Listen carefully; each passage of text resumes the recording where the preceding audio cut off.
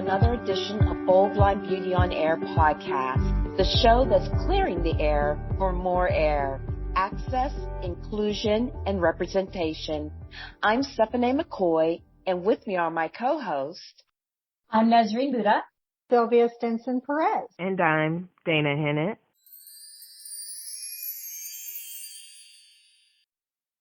Color science is our visual interpretation of how light reflects off of surfaces. Color is that portion of the visible spectrum of light that is reflected back from a surface. The amount of light that a surface reflects or absorbs determines its color. ChromaFlow Technologies. How the human eyes and brain work together to create a unique perception of color in each individual is fascinating. Britannica has this to say about the topic. The perception of color depends on vision, light, and individual interpretation. And an understanding of color involves physics, physiology, and psychology. In today's episode of Bold Blind Beauty on Air, we will be talking with two guests to share their perspectives about color. Laurel senses color a bit differently than most of the population through synesthesia. Ken Meeker has done extensive research and a presentation on sensing color. It's my pleasure to introduce you to Laurel and Ken. Hi, Laurel and Ken. Hi, Steph. Hi, Laurel. And everyone. Hi. It's so wonderful to have you both on the show today, especially to discuss this most interesting topic on sensing color.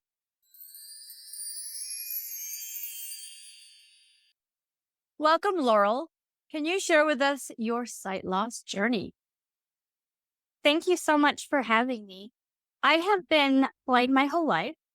I was born at 26 weeks and I have retinopathy of prematurity. And I've never had any functional vision. I have no vision in my right eye and I had light perception and shadows in my left eye. And I think one of the most important things about my sight loss journey was I grew up in a family that had very high expectations of me. And they believed that I could do anything I put my mind to and expected me to do everything my sighted brothers did. I grew up on a ranch, so it took us all working together to make it work. As a teenager, I developed glaucoma, and they were never able to get my glaucoma very well controlled. And so when I was about 18, I noticed my vision getting dimmer and dimmer. And by the time I was 21, one day I was walking down the sidewalk with my guide dog and realized that I didn't have any light perception any longer. My sight loss journey has also led me to the career that I'm in today. I work in the vision field with individuals losing vision, and it's given me an opportunity to give them hope for their future. I've worked in social work in that field. I work as an orientation and mobility specialist, and I currently work in education. And I have had the wonderful pleasure of knowing Laurel for probably about 10 years, maybe even a little bit more than that, and working with her. So glad to have you with us, Laurel. And I'm also glad Ken on, who I've known for now a couple of years. Ken, will you share with us a little bit about your sight loss journey? Because I know it's a little bit different than Laurel's experience. Yes, certainly. Thank you for inviting me on the show today. And so most of my life I was sighted, and I experienced my vision loss in 2014. It was very sudden and it wasn't progressive. Like from one day to the next, it was pretty much gone on the 4th of July, 2014. And so what happened is I lost all vision in my right eye, and I have very limited central vision in my left. And most of the retina is damaged, so I see a very muted version of everything. I don't have any sort of sense of vivid colors, or everything is kind of blurry as well. And so my whole life changed at that moment. I used to work in the commercial insurance industry for over 20 years. And after that, I decided that I was going to do something that mattered to me on a personal level, and I wanted to make a difference. And that led me to what I do now, which is I do leadership and career coaching, and I do a significant amount of advocacy and DEI work these days. Thank you so much, Laurel and Ken. We're so glad to have y'all with us. Dana. Today, we are talking about how people on the blindness spectrum sense color. So each of us will share how we sense color. So I'm going to start. Color, because I have the idea of concept of what color looks like. The intensity of color has changed over time for me, so it's a little bit muted for certain colors. But color to me means vibrancy and life. So, Ken, what is color? How do you sense color? So I still see some color. Similar to you, it's not vibrant anymore. It's not vivid.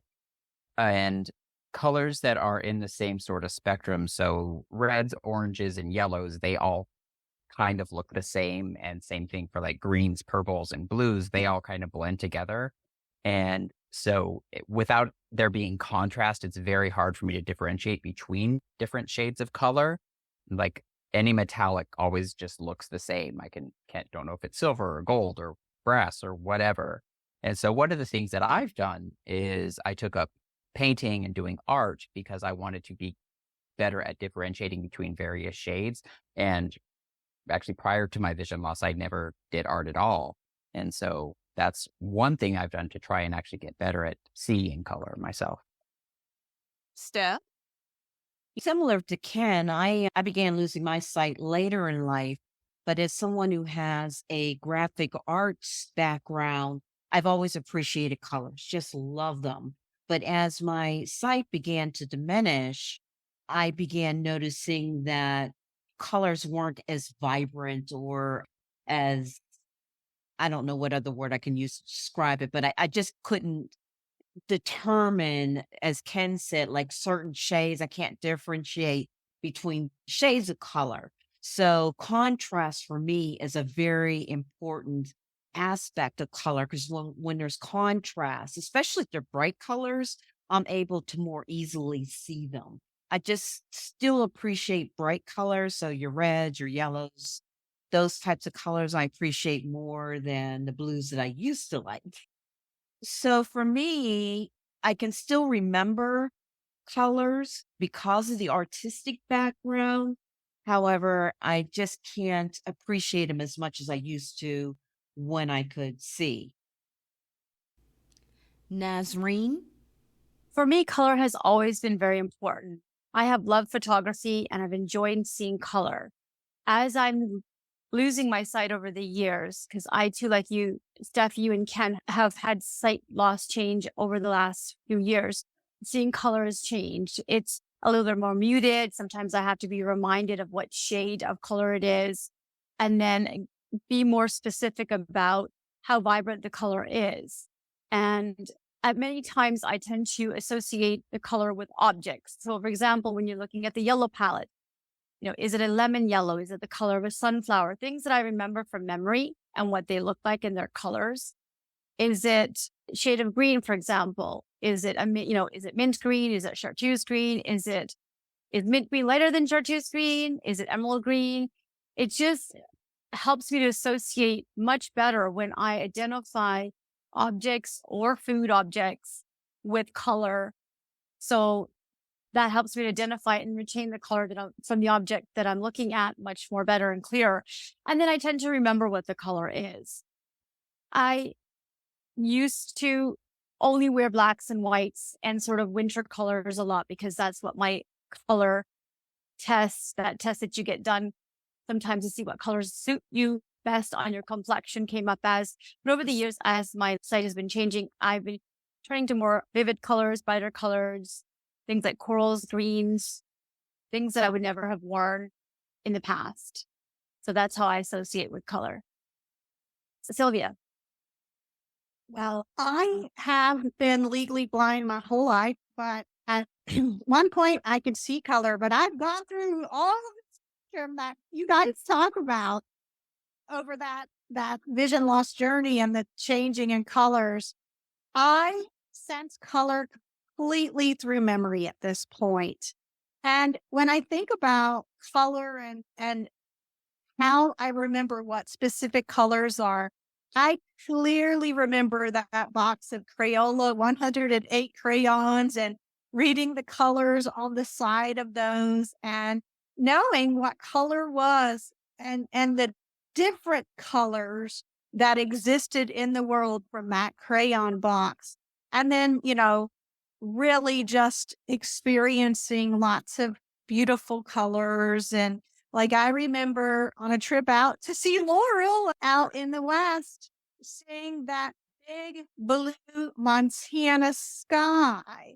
And it truly is like this blue that is magnificent, that is I've never seen anywhere else. And having I had a house full of different colored walls on purpose.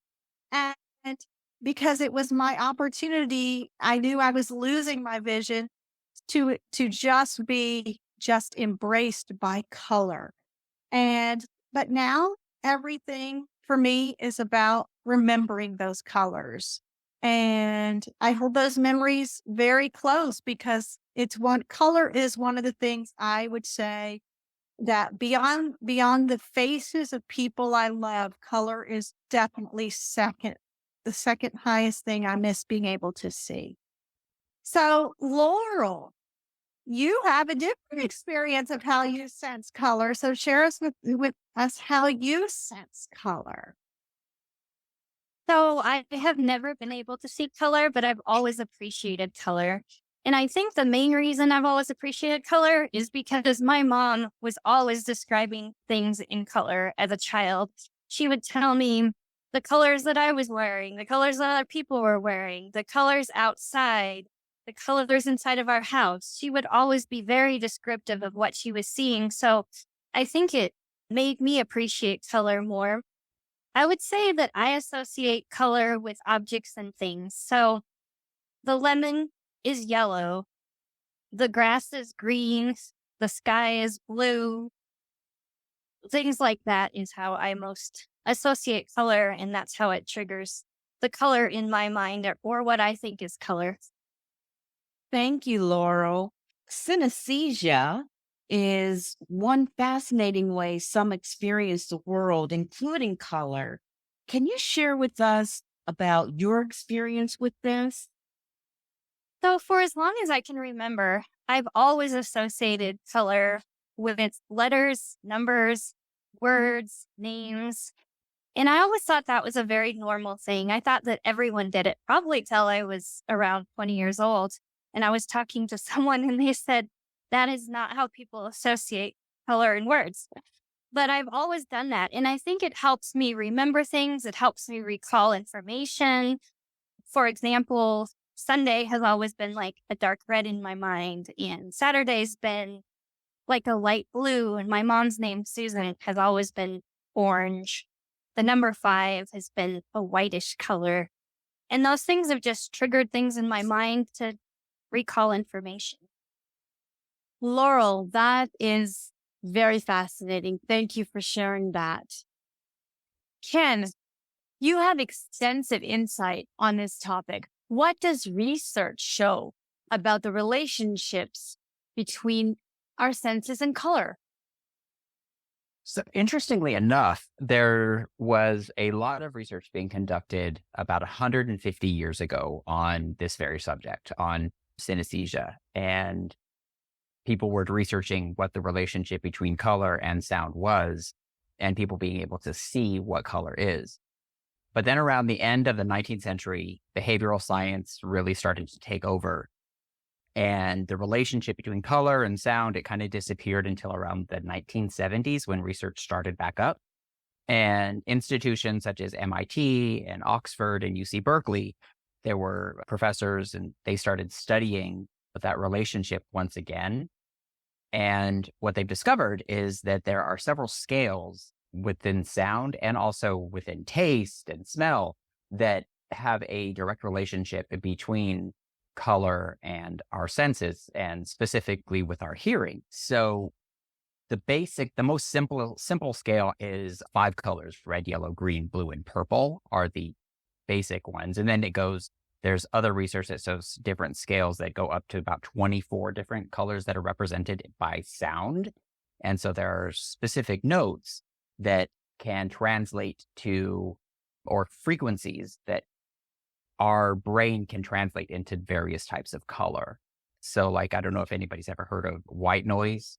And so white noise is actually a frequency, which is like that hissing sound that old TVs used to make.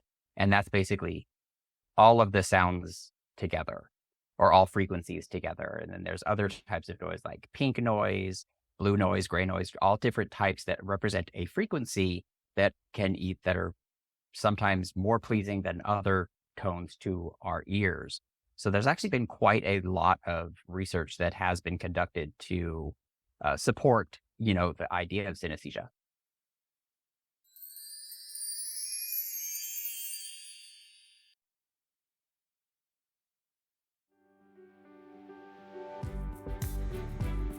Blind Beauty is an advocacy platform that showcases uplifting stories of individuals navigating life while on the blindness spectrum.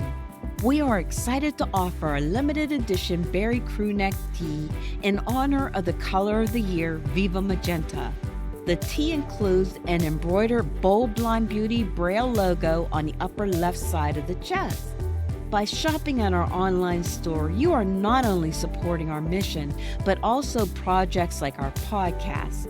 For more details about our products, please visit boldblindbeauty.com.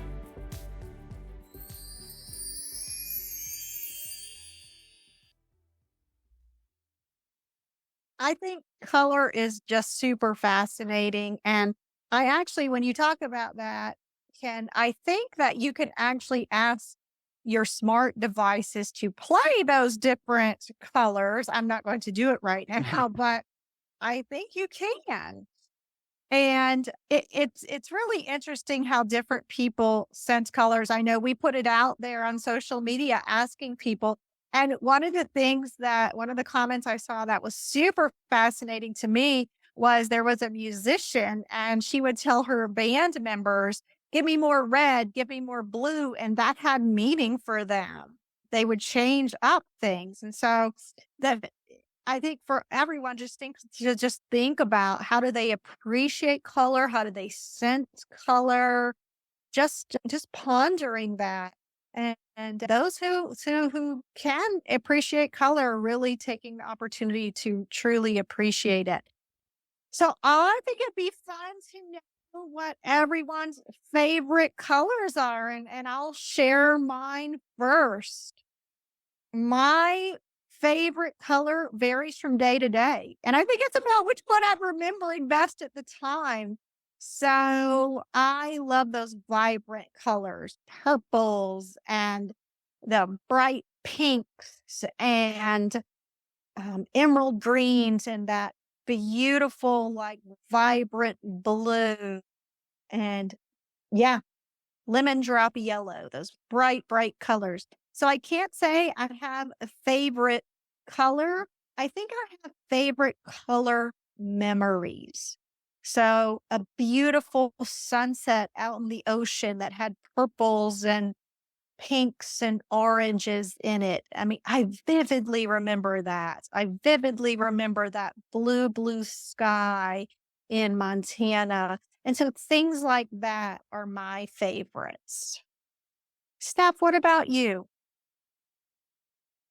Let's see. I really like how you explained your favorite colors. So I can't steal that, but I do like that. I like that idea of all the colors like swirled together.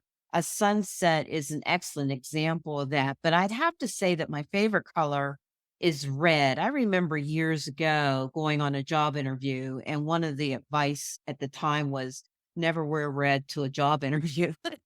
But I don't pay attention to that. And I wore red. And you know what? I ended up getting the job and I felt so confident and it just powerful in this red outfit I had on. It was a skirt and a jacket. And I loved it. And I still love red, especially now that I can see less than what I used to. I just really appreciate red. I love red too. Nazreen, what's your favorite color? My favorite color would have to be coral, whether it's in the red shade, the pink shade, the orange shade.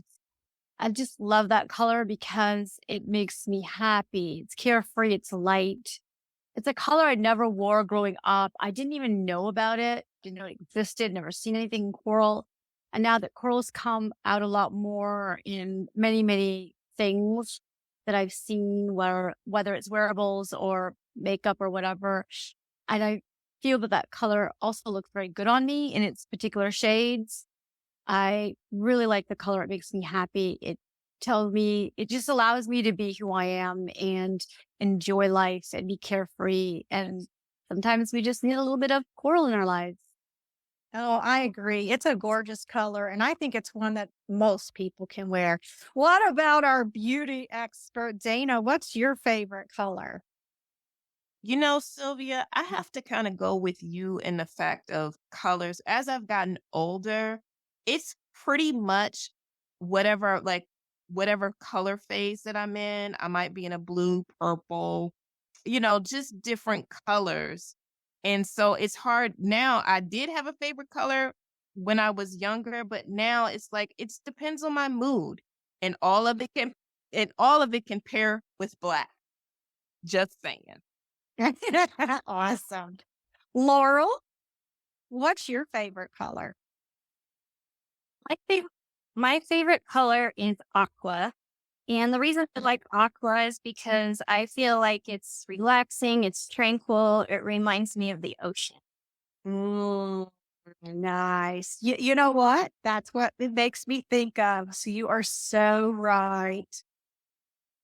Ken, what's your favorite color? So I don't really have a favorite color, but the one thing that I will say, and you made me think of this, Sylvia, is an experience of of color, how you said, a sunset.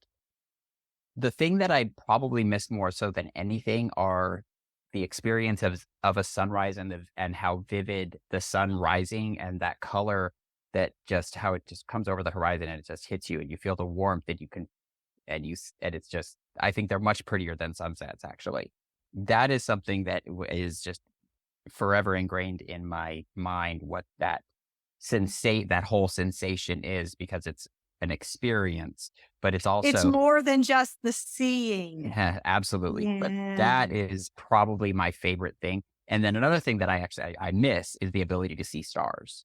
But that's not really a color. It's also an experience. But that's something that I love looking at pictures of the sky and of the stars and stuff, because that's the way that I can relate to it now versus actually being able to see it. Yeah. So I could never see stars, and I'm sure Laurel's in my boat. So, yeah. It's like this bright silver kind of is what it is, what the colors that they remind me of. So thank you for creating that visual picture. And I think that when so I'm taking us a little bit off topic here, but you made me think of that. When I read posts, this is why audio descriptions of pictures of posts, when people post stuff, when you can provide that visual picture for someone who can't see that, it really does help create that magic. Yes, I have to agree. That definitely helps. Knowing what you're looking at and then the imagery behind it, because again, blindness is a spectrum and we all see things differently.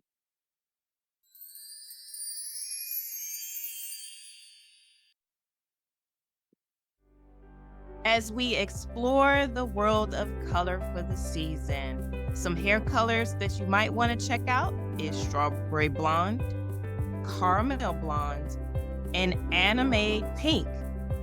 Might be associated with that Barbie movie that's recently out. And for the nails, neon is still popular, watermelon colors, nail art with airbrushing and different patterns and designs. So have a ball, y'all. Enjoy color for the season. And that's your Bold Blind Beauty Byte.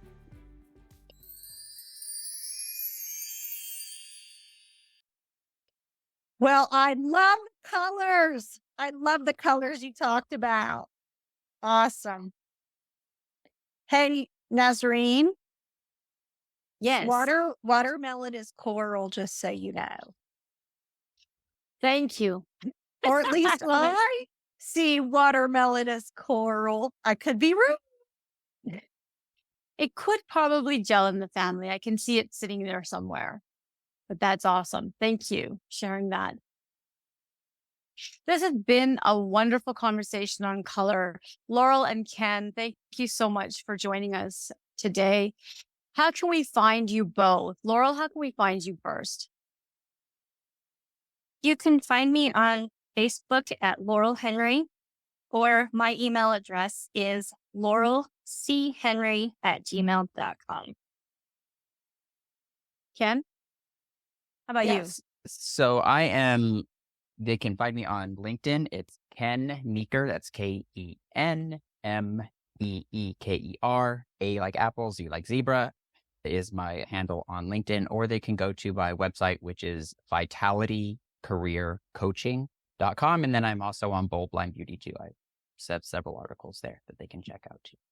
And you have a podcast, Ken. I also have a podcast, yes. And they can link to that through my website as well. But I have a podcast called the Dissing My Ability podcast, which has just started its second season. So I encourage people to check it out.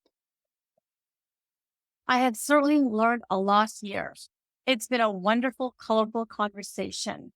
Want to thank you both, Laurel and Ken, for dropping by and sharing your insights and experiences on synesthesia. This has been a fantastic conversation. Thank you very much.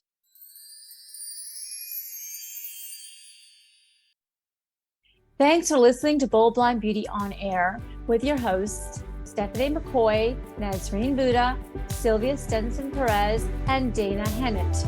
If you enjoyed this episode and you would like to help support the podcast, please share it with others, post it out on your socials, or leave a rating and review. To catch all the latest from Bold Blind Beauty, you can follow us on Instagram, Facebook, check out our YouTube channel at Bold Blind Beauty. Thanks again for listening, and we will see you next time on another edition of Bold Blind Beauty On Air.